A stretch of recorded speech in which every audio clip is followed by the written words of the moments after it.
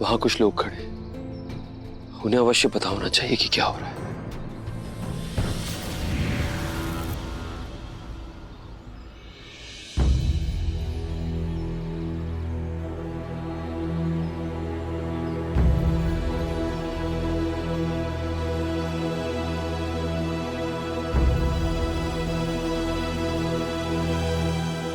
आप सब एकत्रित क्यों हैं यहाँ? क्या हुआ है? क्योंकि यहाँ से अब कोई भी आगे नहीं बढ़ सकता। और केवल इस ओर से ही नहीं, अपितु दूसरी ओर से भी कोई इस ओर नहीं आ सकता। किंतु क्यों? ऐसा क्या हुआ है यहाँ? उधर देखिए।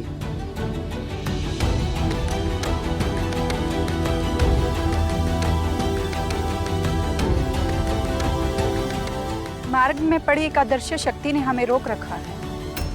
हाँ, हमने उस पार जाने का प्रयास तो बहुत किया, किंतु बीच में खड़ी ये अदृश्य शक्ति हमें आगे बढ़ने से रोक रही है। इस अदृश्य शक्ति ने न केवल हमारा मार्ग रोका है, अपितु हमारी वाणी को भी बीच में रोक दिया है। तभी तो इस ओर खड़े व्यक्तियों की वाणी उस ओर नहीं जा पा रही है और उस ओर खड़े व्यक्ति की वाणी हम तक नहीं पहुंच पा रही है। किंतु ये कैसे संभव है? मार्ग में कुछ अवरुद्ध तो दिख नहीं रहा। ये कौन सी अदृश्य शक्ति है जो ये मार्ग को रोके हुए है? अभी दिखाता हूँ।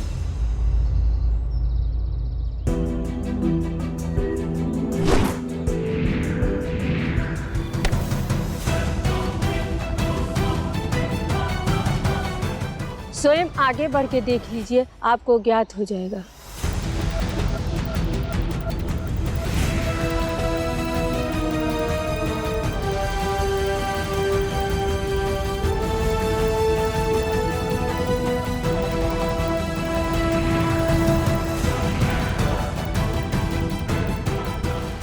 कौन सी अदृश्य शक्ति है जो मार्ग में खड़ी है?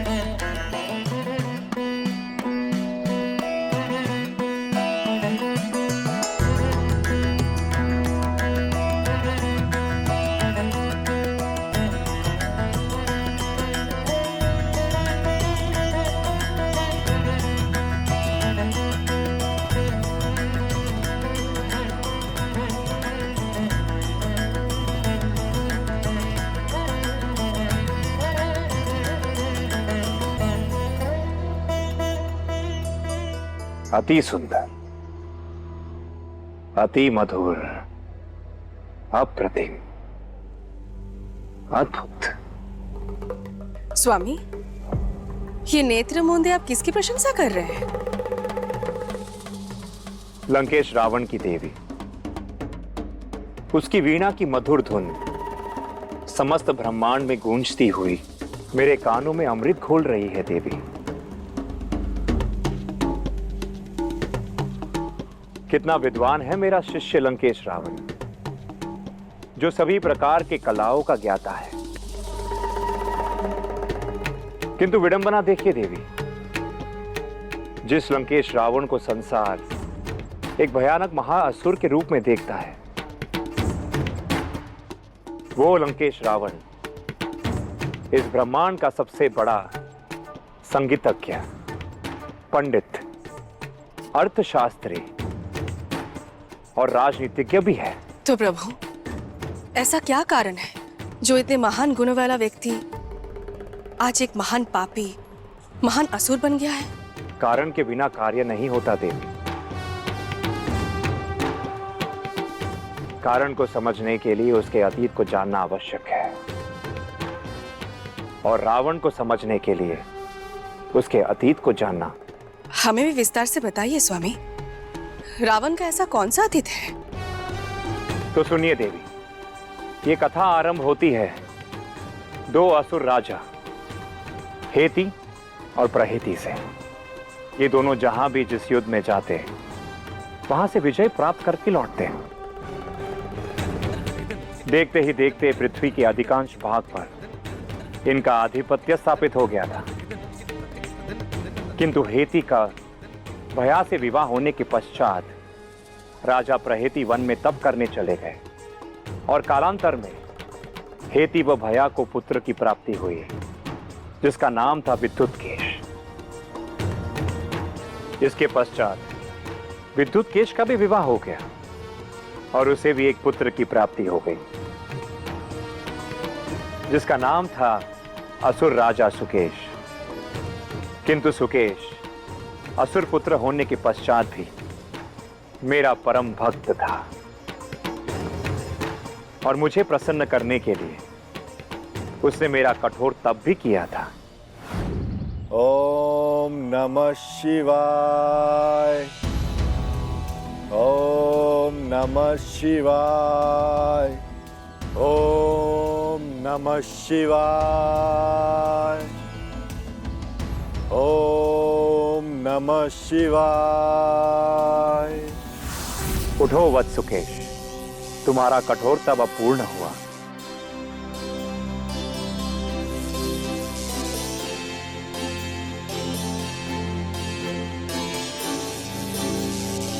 आपके दर्शन पाकर ये असुर धन्य हो गया प्रभु।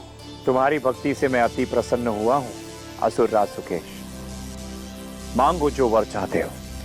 फिर आप मुझे ऐसे 3 पुत्रों का वरदान दीजिए प्रभु, जिन्हें कोई भी देवता परास्त न कर सके। तथास्तु।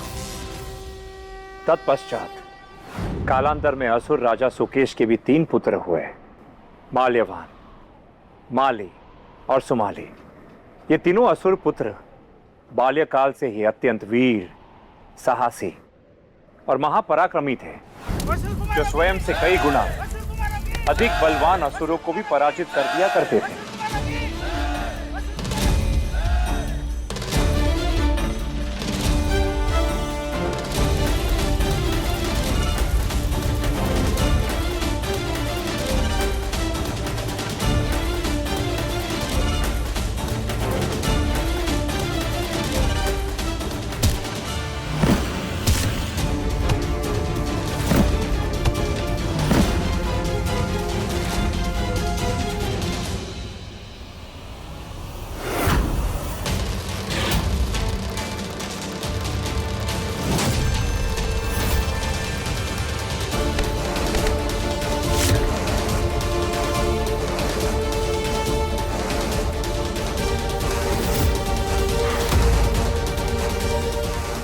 डटे रहो मेरे वीर पुत्रों, विजय तुम्हारी ही होगी।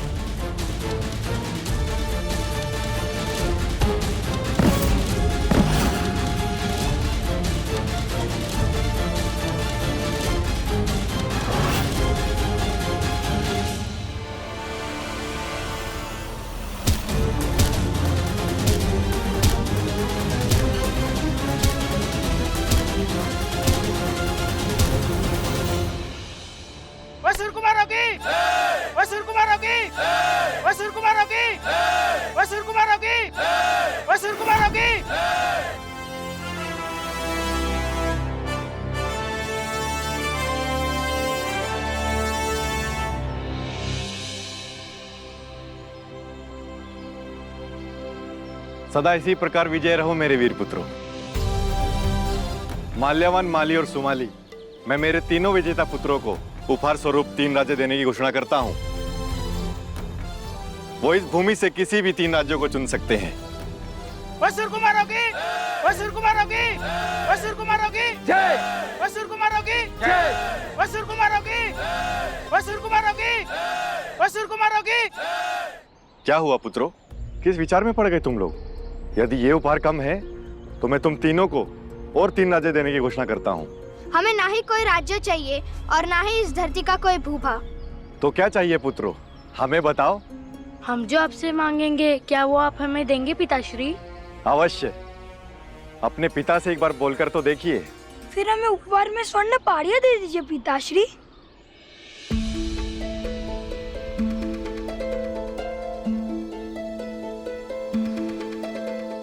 भ्राता माली की मांग सुनकर आप शांत क्यों हो गए पिताश्री? क्योंकि वो हमारी संपदा नहीं है पुत्रों, वो देवताओं की संपदा है। उन स्वर्ण पहाड़ियों को प्राप्त करना कोई सरल कार्य नहीं है। यदि वहां सुंदरता वास करती है तो मृत्यु भी साक्षात द्वार पर खड़ी रहती है। वहां जाने का अर्थ है स्वयं अपनी मृत्यु को निमंत्रण देना। वहां से आज तक कोई भी असुर जीवित नहीं लौटकर आ पाया है। इसलिए स्मरण रखो पुत्रों, वो स्वर्ण पहाड़ियां हम असुरों के लिए आनंद का स्थान नहीं है, अपितु मृत्यु का गढ़ है। इसलिए कभी भी अब उन स्वर्ण पहाड़ियों की बात मत करना।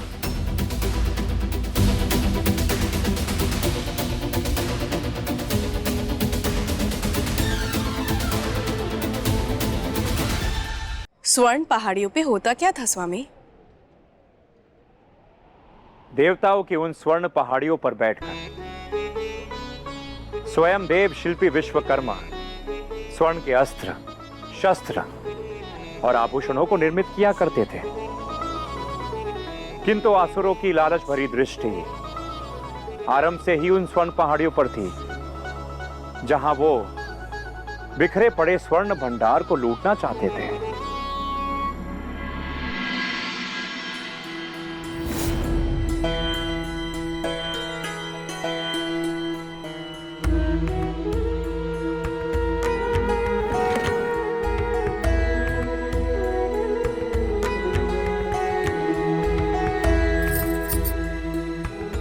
ये आभूषण मैं देवी आदि शक्ति को प्रदान करूंगा।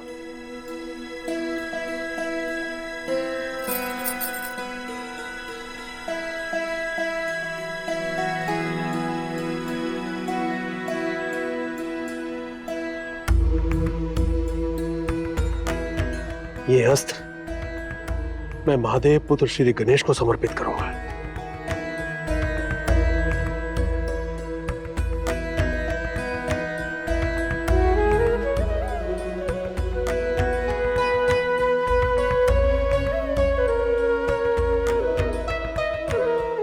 और शेष अस्त्र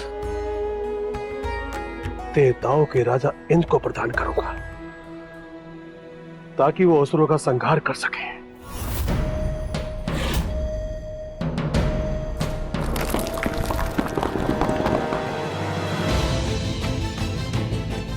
ये ध्वनि कैसी थी? कदाचित कोई स्वर्ण पाषाणी किसका होगा, मैं देखता हूं। रुको, जाने दो। शायद कोई स्वर्ण पाषाण ही किसका होगा, परंतु याद रहे कि कोई भी असुर यहाँ घुसपैठ न कर पाए। अभी तक तो नहीं हुई और आगे भी कभी नहीं होगी। असुरों में इतना साहस कहा कि वो यहाँ आकर अपनी मृत्यु को आलिंगन करें। ये तो हमारे महाराज देवराज इंद्र जी की कृपा है, जिनके बह से यहाँ किसी भी असुर की परछाई तक दिखाई नहीं देती। किंतु सुना है कि कुछ असुर इस युक्ति में है कि वो कब आकर यहाँ पर घुसपैठ करें और सारा स्वर्ण भंडार चुरा लें। इसीलिए हमें इन स्वर्ण शिलाओं का ध्यान रखना होगा। चलो।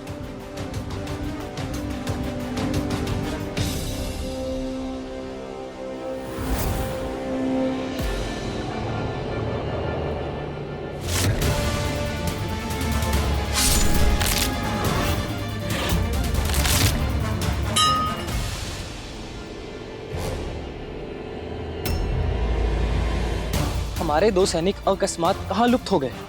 चलो।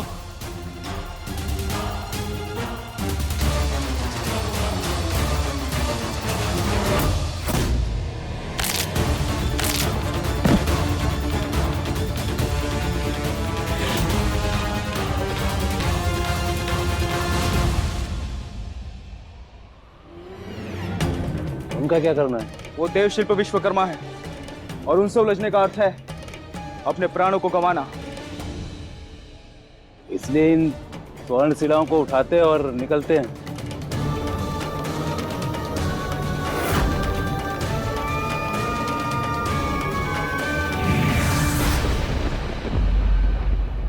तुम्हें यहाँ से स्वर्ण नहीं अपितु देवराज इंद्र के हाथों से मृत्यु मिलेगी, दुष्ट असुरों।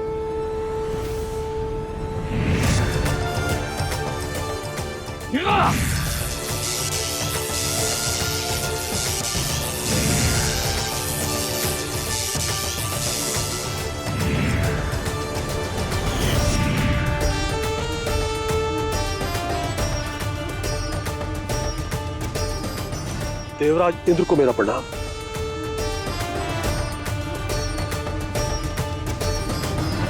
देवराज, ये असुर इतनी सरलता से मानने वाले नहीं है। स्वर्ण का लालच इनको यहाँ पर बार बार खींच कर लेकर आता रहेगा। आप इसकी चिंता न करें देवशिल्पी। ये असुर जितनी बार यहाँ आएंगे, मेरा वज्र हर बार इसी तरह से उनका स्वागत करेगा।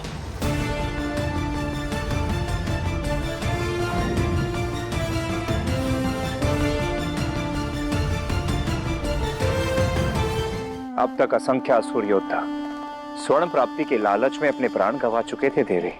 इसलिए असुर राज सुकेश नहीं चाहते थे कि अपने तीनों पुत्रों का सामना कभी भी देवराज इंद्र से हो। यद्यपि उन्हें ज्ञात था कि मेरे वरदान के कारण कोई भी देवता उनके तीनों पुत्रों को हानि नहीं पहुंचा सकते थे, फिर भी असुर राज सुकेश ने यह रहस्य अपने तीनों पुत्रों को कभी नहीं बताया। फिर एक दिन अकस्मात ही उनका देहावसान हो गया।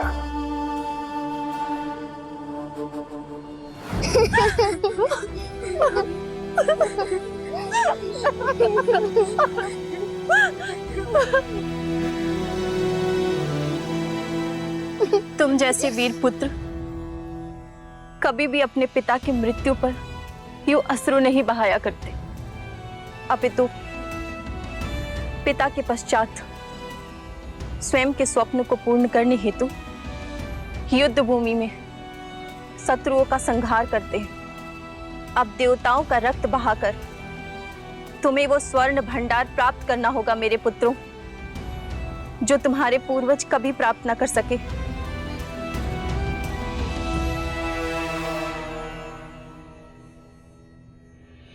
किंतु देवताओं के साथ युद्ध लड़कर जब हमारे असंख्य पूर्वज भी विजय प्राप्त नहीं कर सके, तो हम कैसे करेंगे माता?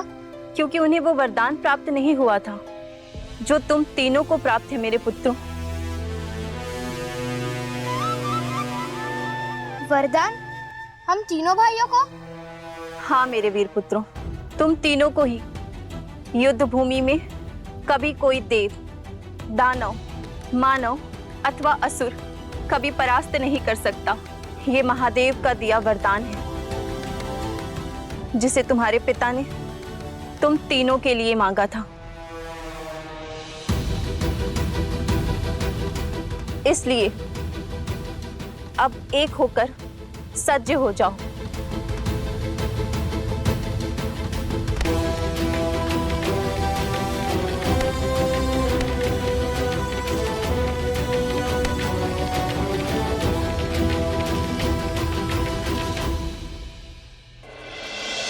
फिर तो प्रभु अपनी माता के द्वारा अपने वरदान का रहस्य जानकर बालक माली, सुमाली एवं माल्यवान ने स्वर्ण पर्वत पर जाने का निर्णय कर लिया होगा। हाँ देवी, और उसी समय देवराज इंद्र भी अपने लिए एक स्वर्ण महल के निर्माण को लेकर देव शिल्पी विश्वकर्मा के साथ स्वर्ण पहाड़ी के स्थान पर वार्तालाप भी कर रहे थे।